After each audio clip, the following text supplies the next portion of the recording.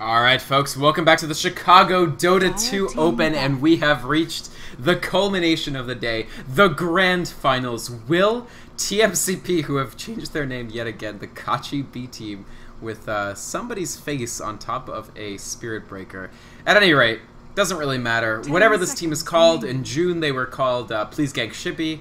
Here they're called Too Many Carry Players, and they have a variety of other names. They are the defending champions. They have cruised through this tournament so far, not even really being scared of any of their opponents so far. They defeated our third place team in the winners bracket semifinals. They defeated UMAD, and then they defeated VeXx this morning in the winners bracket finals in an 11-minute pretty much slaughter fest.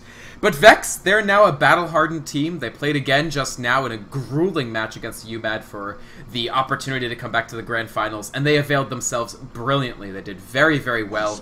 And here they are in the grand finals, and they're going to need to pull something out of their hats, as you have to say that TMCP come into this as the favorites, but that doesn't mean that VeXx can't make a lot happen, and already this draft is coming out very interestingly, with neither IO nor Batrider being banned.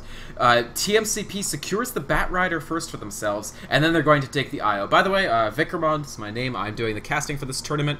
Unfortunately, we meant to get Gods for this grand final. He's AFK right now, but I'm going to try to get him for game 2.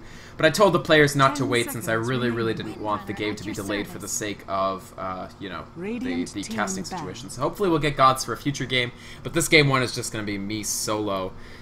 VeXx, they're going push.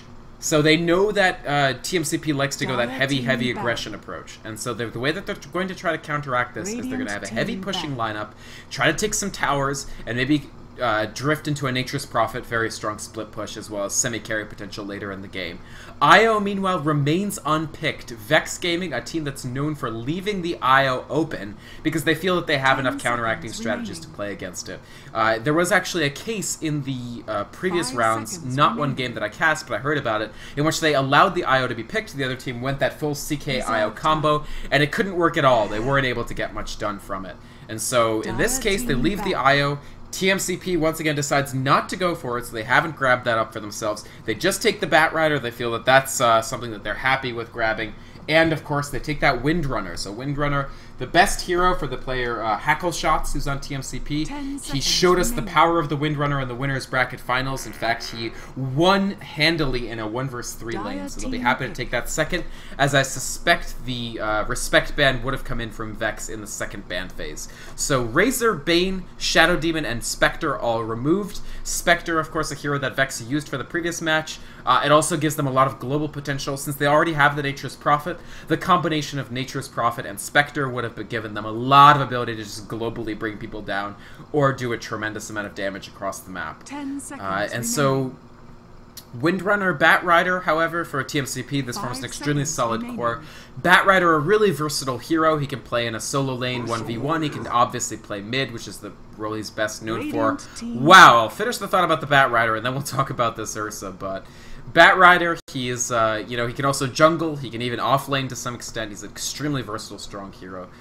But VeXx Gaming, so they feel that they need to pull something out. Like I said, this is actually the first best of 3 of the tournament. Every prior round has been a best of 1, but this is a best of 3, and this is where you can really let some new strategies out to play. They really want a game 1 win, I feel, so that it feels like the Shibi team, that TMCP is not unbeatable. And Ursa is one way to do it. Ursa is a very strong hero. The other thing is, this throws the draft for a loop, because it's clear that TMCP were not particularly interested in taking IO.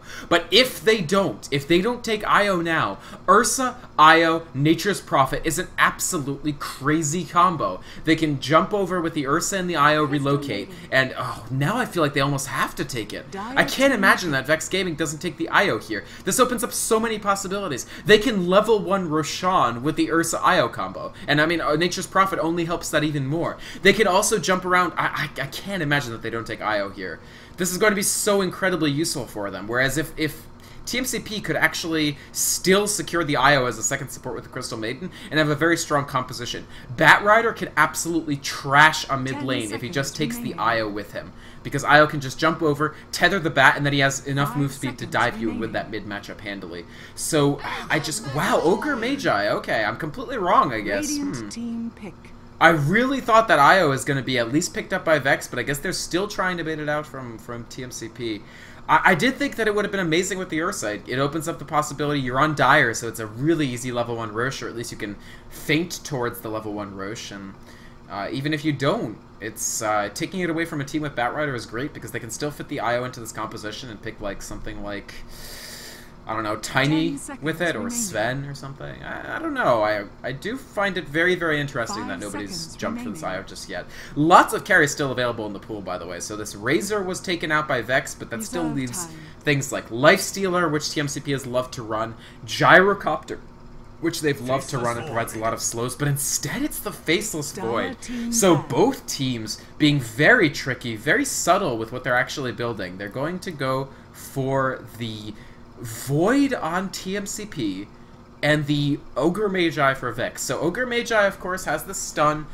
When he actually gets up to the multicast, the stun could just completely lock somebody down for a very long time. The Bloodlust will be very useful to increase Ursa's attack and movement speed, make him a little bit harder to kite, a little bit stronger overall.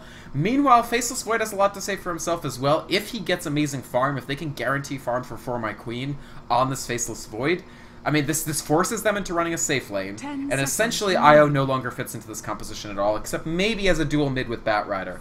But the Void does give them tremendous late game potential. He can pretty much the strongest late game fighter. Like, he puts that Chronosphere up, he can kill pretty much your entire team if he has enough farm. And they still have room, actually, to fit in, like, a Magnus into this lineup. And Magnus Void is insane because you can empower the Void to give him AoE. You can also lock people down with RP and then follow that up with Chronosphere. This is a very, very strong composition, and I'm very interested to see how Faceless Void fits into it. Because Faceless Void, a hero that's really lost popularity. He's just not used as much now as he used to be, and the reason is that he just gets pressured out really hard. It's just extremely tough with that Faceless Void to make it through laning phase intact. And the other thing is TMCP have played such an aggressive style throughout the entire tournament that picking this Void, who doesn't fit into an aggressive strategy at all, is definitely a completely new sort of fill-up in their plans. So we'll have to see how it works out. I hope that this Void doesn't end up really, really costing them. I mean, I guess they feel that VeXx can't punish them early, and so the Void will have room. But it's definitely an engaging pick, and we'll have to see what the 5th picks are. There's actually technically still room for an IO on both teams, but we may just make it through the entire pick and ban phase without seeing that Wisp, and that's a very interesting choice. VeXx, I say that there's room for IO. They actually could run a tri-lane top, IO in the mid, and Nature's Prophet bottom. The problem is that IO has a really, really tough time against Batrider. But if you do get a magic wand, you know, and bring it to the lane, you can do okay if you get pooled. IO is a deceptively strong mid-hero. He's actually not that weak. And we did see at TI3 that people were... Na'Vi deployed the IO, actually, in mid. And we also saw Batrider IO, and why you shouldn't try to give away both heroes necessarily, although... I mean, maybe VeXx know what they're doing. Maybe they're working on some next-level strats here. Certainly the Ursa Ogre Magi. Whenever you see these two heroes early, it's like, well, God, what's the next twist? Ogre, of course, he offers a setup stun. It takes a while for it to cast because he doesn't have the fastest cast point, but he has great, because he's a strength, sorry, he's not a strength hero, he's an int hero, but he has really good survivability. They go with Nyx, so this is a decent matchup for Batrider in the middle. He's bursty, so he's able to kill Crystal Maiden extremely quickly. If he even gets a jump on Windrunner, he can cause some conniptions for this hero as well. And there are 3 int heroes already for TMCP, potentially a 4th int hero being added on, so this offers a lot of room for a mid-Nyx assassin to play. This definitely maneuvers VeXx into more of an early to mid-game lineup. They want to be extremely aggressive, they want to get the level 6 for Nyx assassin very quickly, and if they manage to do that, I mean, honestly, Slark could have been the other option there, but either or, Nyx can do okay against Bat mid, Slark does very well against Batrider mid. Either way, Ursa, as long as he gets a few levels, is not the most item-dependent guy in the world if he can stand to deliver and deal damage, but TMCP delivers the Timbersaw. I've been really surprised that we haven't seen more Timbersaw in this competition. He's an astonishingly powerful hero. He offers no crowd control, but he offers a tremendously insane amount of damage, and actually this puts the Void pick into context, because as long as Shibi's Timbersaw is not in the Chronosphere himself, he can drop a Chakram on the Chronosphere targets and deal an absolutely colossal amount of damage. Timbersaw, the Chakram at max rank, deals 100 damage per second pure, and it does pass through 360 pure damage if you put it in and put it out. If you keep in mind the fact that Chronosphere will last for 5 seconds at max rank. That's basically 1,000 pure damage just dealt by that chakra. That's, like, it's so much damage. Almost anybody will die to it if they're stuck in the Chronosphere. And that's not even counting the damage from Faceless Void or any Whirling Deaths that might be thrown out by Timbersaw in addition to that. So that could be absolutely insane if it's on top of a Firefly, doubly insane if it's the full combo of all of their abilities with Power Shot and Freezing Field. It's more than triply insane. But VeXx, I said that with the IO they would probably go Rilevo and Rosh, but no, they don't even want the IO. They know that they have Nature's Prophet. We go expect this Leshrac to build Diabolic Edict, Nature's Prophet to Nature's Call, Ogre Magi, I think probably Bloodlust. Yeah, it's going to be Bloodlust, and they're going to go the level 1 Rosh. They've done the TP. It's the full Alliance strat. Leshrac actually choosing to do Split Earth. I don't know if I agree with this. I think Diabolic Edict would have led to a quicker kill. Does the Chibi team? No. Do they know that this Roshan is happening? We're getting pretty hype already in the first phase, folks. Whenever you see an Ursa, you know that there's a possibility of that level 1 Roshan. TMCP, they're grouped up as 5. They have some inkling, but Faceless Void, extremely weak in level 1 clashes. All he has is a slow from the Time Walk, but TMCP, they're starting to get close.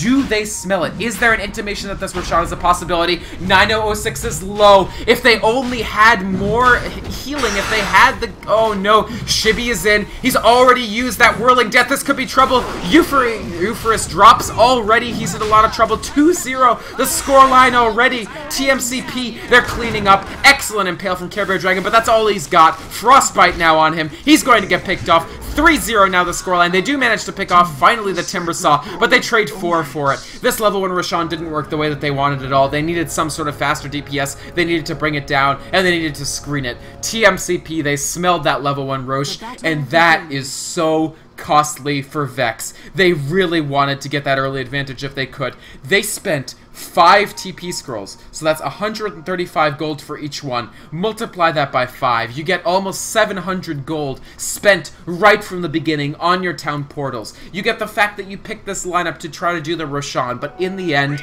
they just lacked the ability to either do it quickly enough or have enough healing. They were all low when TMCP came in to take advantage, and Chibi, that Timbersaw, even at level 1, that 100 damage from the Whirling Death, pure damage because he knocked down this tree to do it. So it's a pretty large chunk of a hero like Leshrac's health pool, a full 100 HP out of a pool of 450.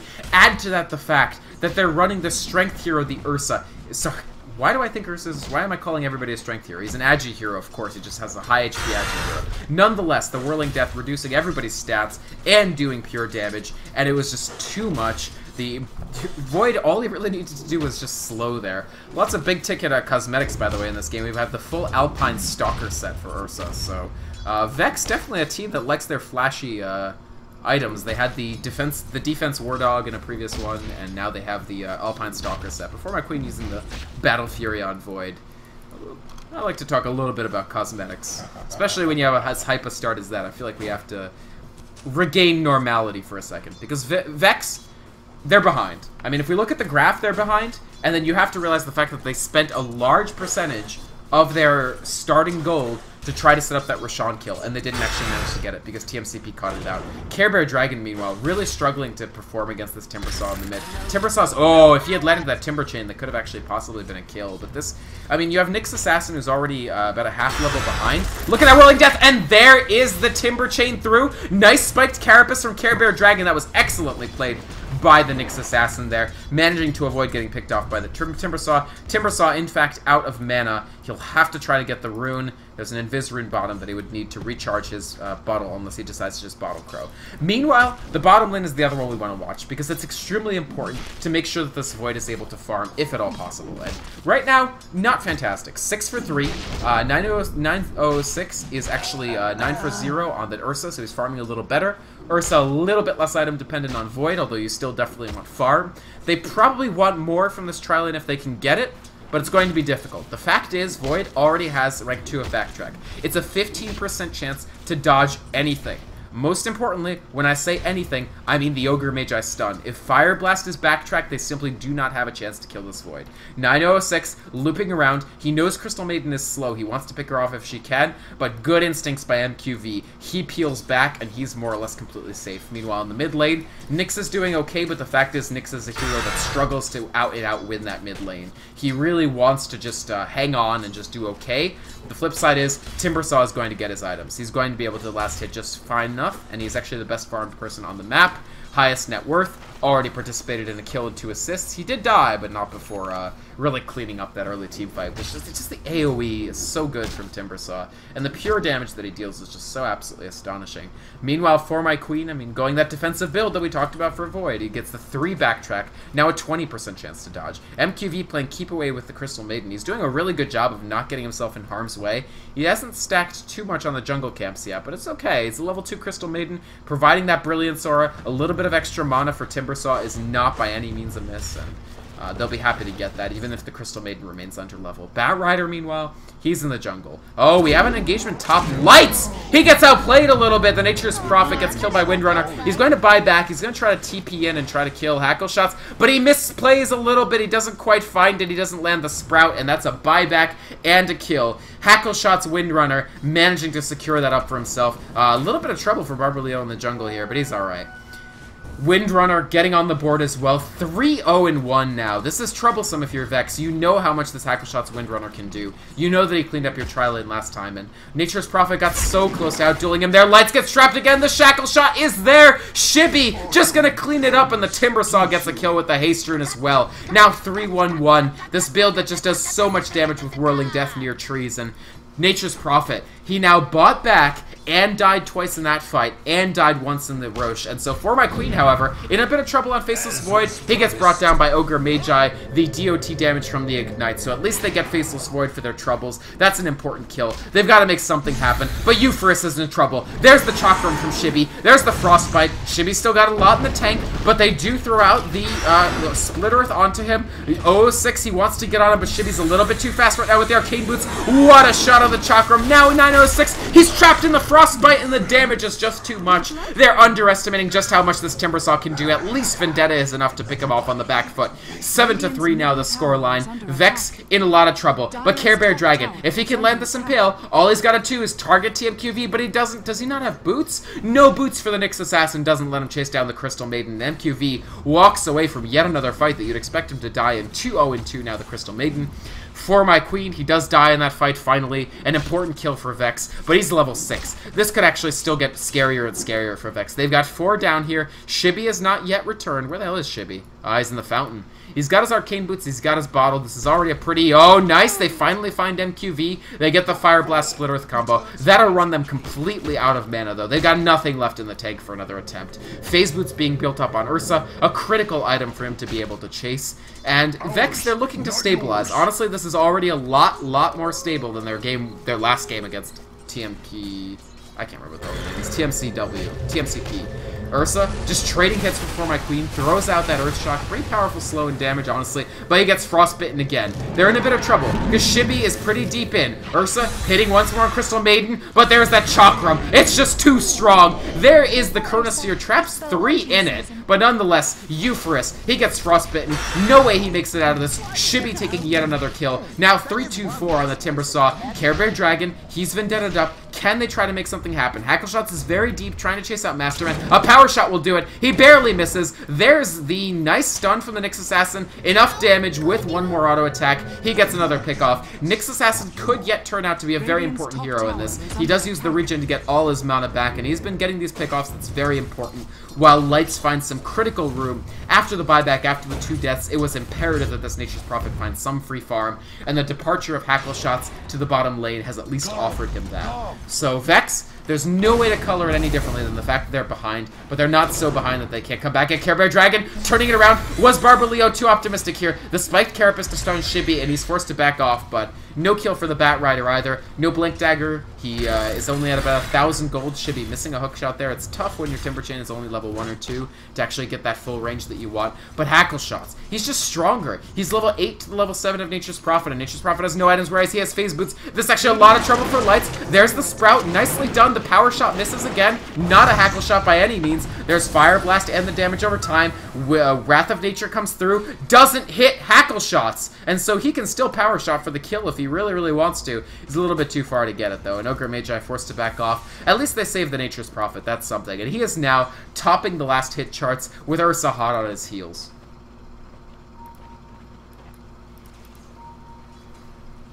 Care Bear, he's really going to want his tier 2 boots, almost certainly Arcadens pretty soon. This Nyx Assassin hasn't been able to last it as well as he wants to.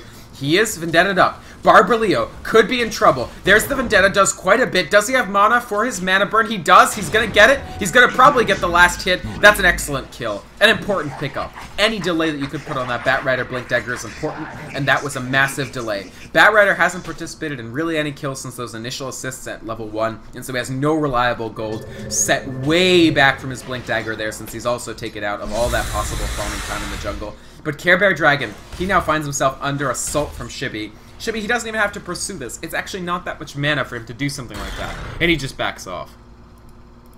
MQV, meanwhile, building towards an urn, so they feel that they can continue getting these kills. I mean, the fact is, they've got the late game in the form of the Void, and they're up on kills right now. In fact, Faceless Void, if I'm not mistaken, this could be a Midas. Maybe they feel like they're ahead enough that they can just continue doing this. He does have Chronosphere as well, and level 3 Blink. Here comes the Chrono, catches 2, Masterman walks into it, nice Fire Blast to respond. 906 may yet live through this. He's turning right around, throws out the Earthshock, but an excellent, oh my god, that was such a good lasso. Following up with the Shackle Shot on 2, Euphorus running, he can't escape alive. Barbarleo a little bit more of a dive, and in fact the Time Walk, but for my queen, he's now in trouble. One more, yes! They don't manage to get the aggro off, and actually he gets killed. A little bit of gold sent out to Ogre Magi and Ursa. So they get something from that, even though it was by no means a good fight, by no means something that VeXx wanted. At least the Faceless Void goes down. And so actually that's what, 3 deaths for him? 2 deaths for Faceless Void, so that's something. And Care Bear Dragon lurking again. He's really suffering for farm. He only has 20 last hits, but he's been able to get these kills. He finds MQV. All he has to do is land the Vendetta and then land the Impale. Oh, there it is. If he gets the mana burn, but now he's in a bit of trouble. He's going to have to spike Carapace just to get away from this. He spikes, but he's frostbitten. He gets shackle shotted. Did he go too deep for this Crystal Maiden? The power shot comes through, and Batrider will mop this up, and that is a critical death. It moves him far away from his arcane boots. Nyx Assassin.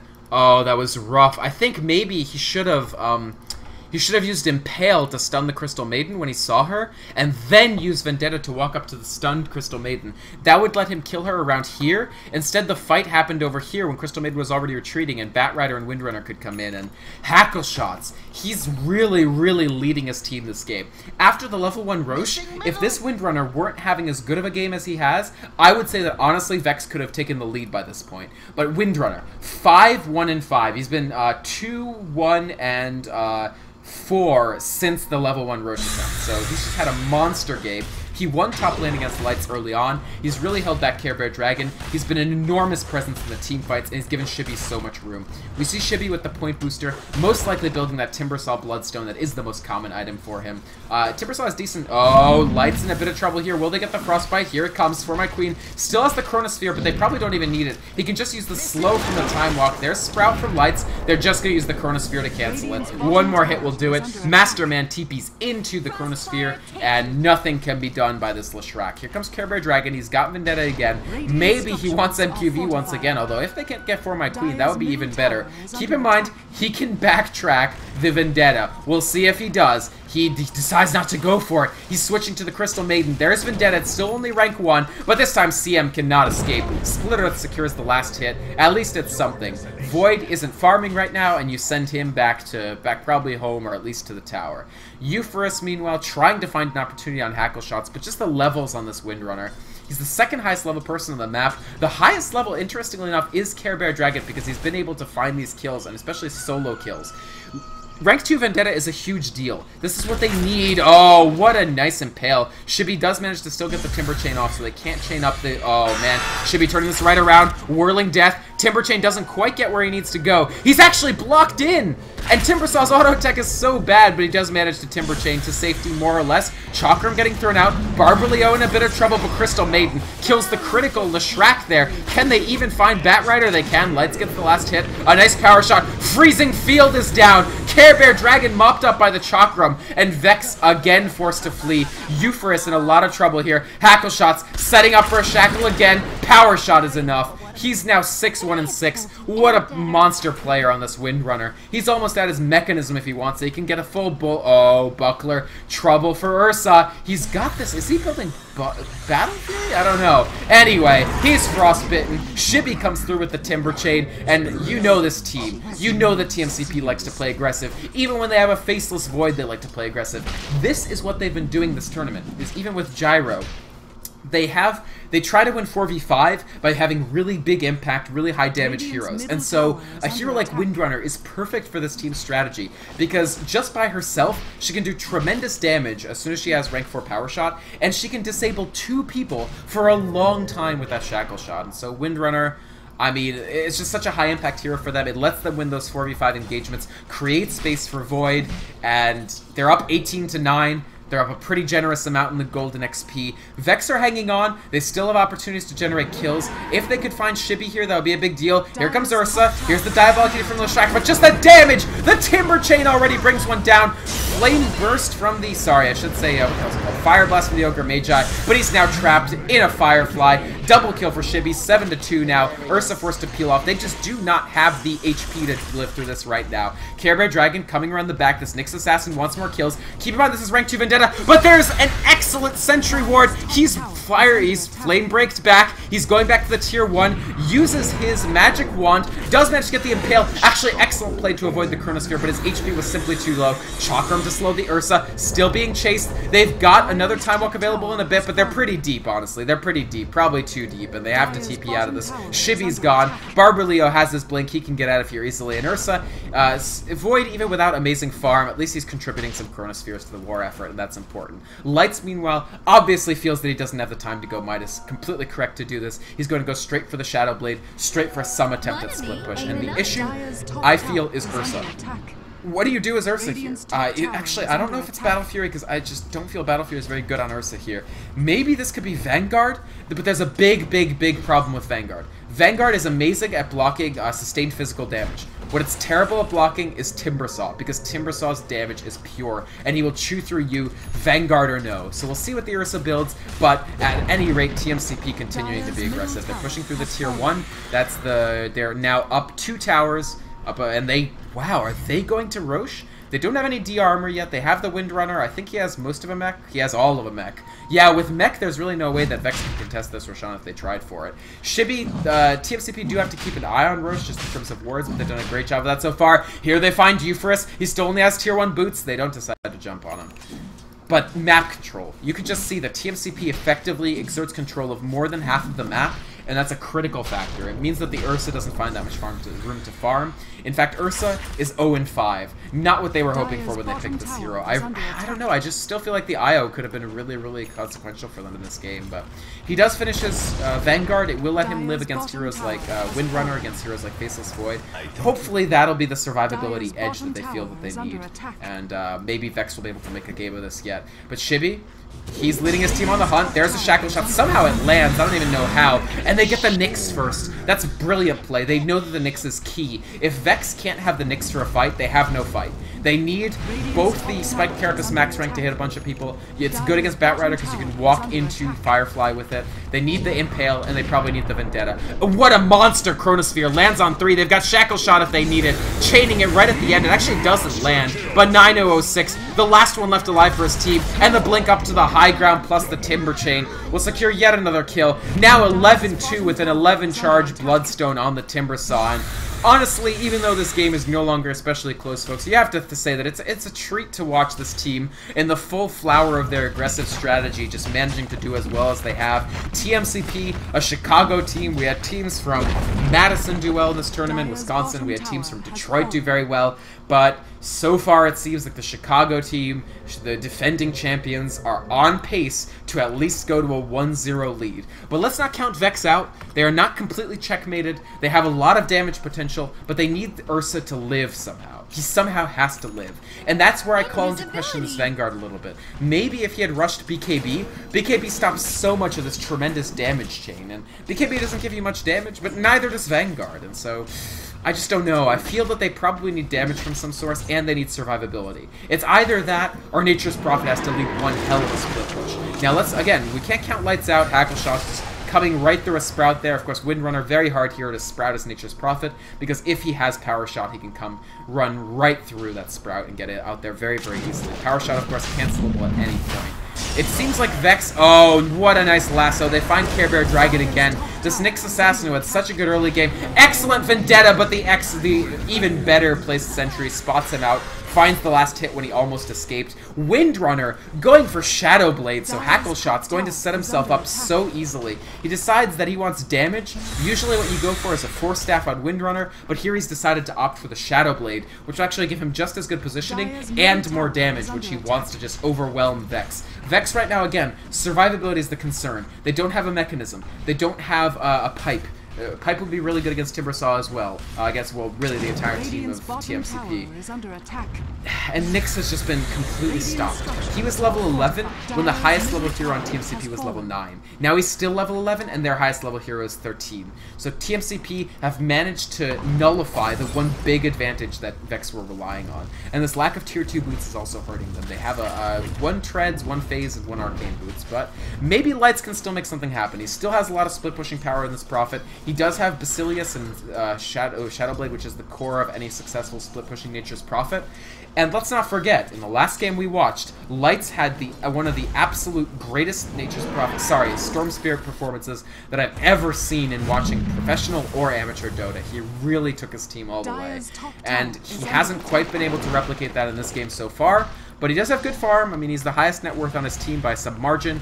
Maybe they can make something happen here. They want to get good initiation. For my queen, he's ignited up just for a little bit of slow. There's the Nyx Assassin stun number 1. Fire Blast to follow. They have stunned For My Queen effectively, but it's not enough. The Chronosphere. Freezing Field is off the mark, but Leshrac already down. Ursa in trouble. Lasso on the Nature's Prophet. He's in a bit of trouble as well. Ursa chasing out. He's going to keep bashing on Shibby. Timbersaw in a bit of trouble. Care Bear Dragon waiting for his stun cooldowns. Nice spike Carapace. They bring down Void. Earth Shock from Ursa, but another Whirling Death is enough to bring that down. Lights still trying to duel Shibby. They finally kill him, but only a 3-second respawn time due to all those Bloodstone charges. And MQV, Crystal Maiden, actually mopping up VeXx because they're so low. Has enough mana for one more Frostbite. He decides to go for it. He has Frost Nova as well. We'll see what he goes for. He uses the Frost Nova, going to try to walk away. Earn Charge. He's actually healing all the way back up. He could turn this around if he wanted to. Care Bear Dragon uses the Spike Carapace. Still has Impale. It lands. Here comes Ogre Magi. There's the stun. Nice kill to follow it up, and they do manage to salvage something.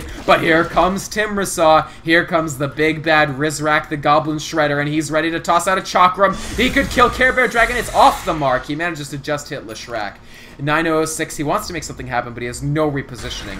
While Void, at this point, For My Queen, he's got his Mask of Madness, he has his Maelstrom. If he lands one more of those Chronospheres that he's been hitting on 3 heroes, he could very easily kill 2 or 3 heroes just in that, even without the Chakram, even without the Freezing Field, which was wide of the mark in that fight. Crystal Maiden, by the way, Vitality Booster. I wonder if this is an Atos. If you slow people down with the Timbersaw is chasing, Atos can actually be fantastic. Sometimes Atos is actually a good item for Timbersaw, but if you can actually make your support build Atos, it's an amazing item in combination with Timbersaw.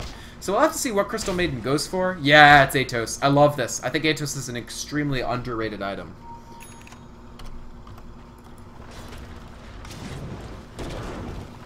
Nyx Assassin, meanwhile, looks to be going for Dagon. Maybe they could try to pop somebody, but here comes Shibby. He's actually pretty low already, and he's brought down.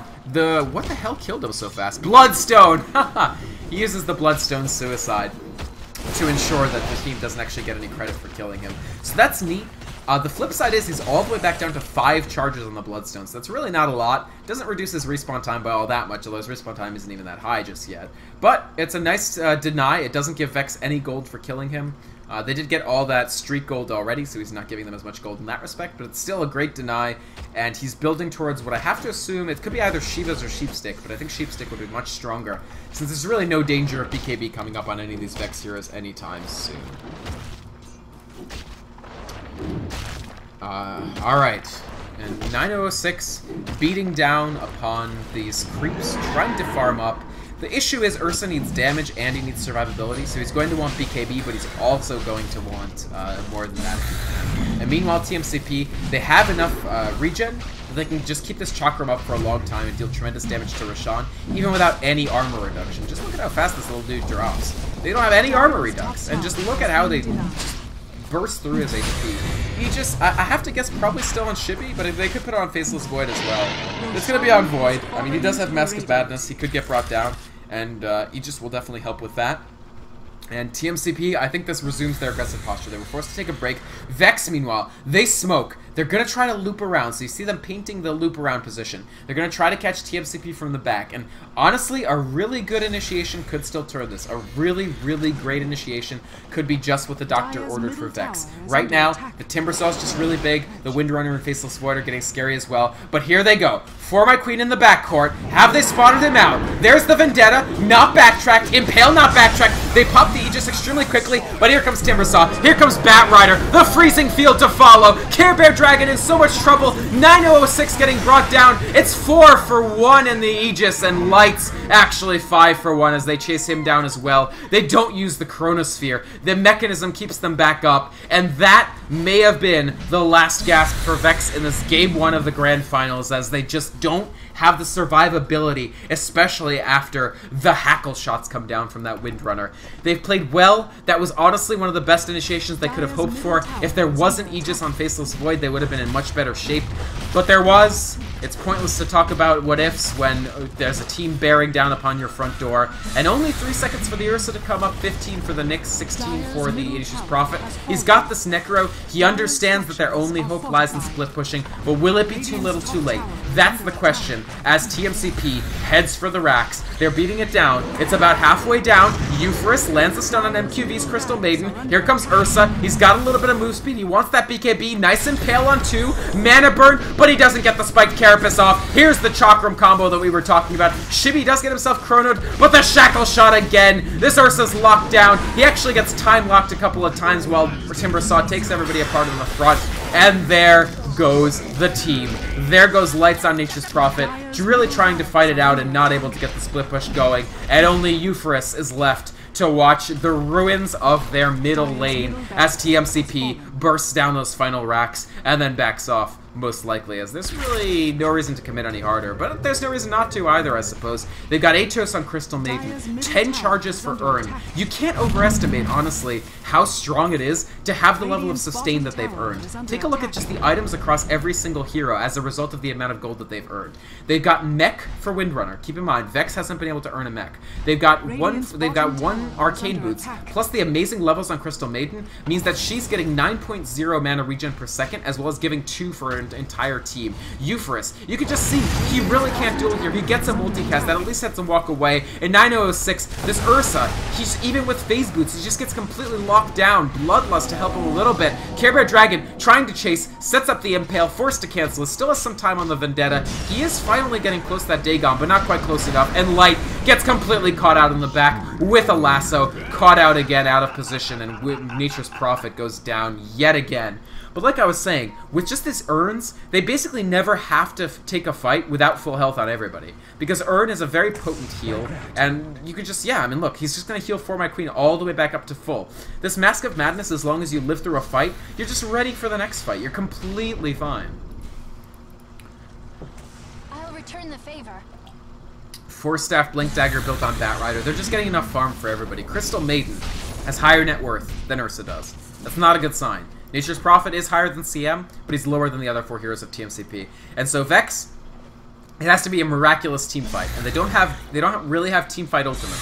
So it has to be miraculous positioning, and honestly at this point it's got to be some mistakes from TMCP. Maybe they will make mistakes. They play a high-risk style of Dota. You could try to rely on them getting out of position. Chakram thrown out. Spiked Carapace stuns Shibby back, but now it's on cooldown. He's got 10 seconds before he has another bite at the apple for this. actually a TP attempted from Lights, but I don't know what the meaning of that was. I think it was a misclick. I think he meant to use Necro, and instead he accidentally hit his TP. Going to try to backlash damage onto the Bat Rider. That's actually really smart. He puts it in the path, makes sure that it at least hits somebody. Shibby taking some damage. Nice stun response from the Bat Rider, but Lasso still comes off. The Chronosphere on 3. They've killed 2 already. 9006. The Ursa. He tries to duel, but he just gets kited. He's not fast enough. And For My Queen, now killing the backcourt. Now on Lights. There's the time lock, and the GG comes out from VeXx's team captain. 1-0 to TMCP. They take an early lead in this series, and they want to defend their title. They want to go to be the champions. And VeXx, they tried something tricky. They tried a level 1 Roshan. I thought it was really smart, and unfortunately, it wasn't quite enough to earn the win here. We'll have to see what happens game 2. They're going to have to reach, I think, even deeper into the bag of tricks because, unfortunately, Ursa pick, I think it really relied on that level 1 Rosh pulling off for them. And unfortunately, Ogre Magi plus Lesh, especially the Split Earth rather than Diabolic Edict Lesh, I feel they didn't really quite have enough damage to do it. Alright, folks. That was game 1. It was honestly pretty friggin' intense, even though TMCP did eventually roll. They got the Timbersaw going, and we'll see what happens game 2. Don't go away, folks. Chicago Dota 2 Open. Excited to see you all in just a bit.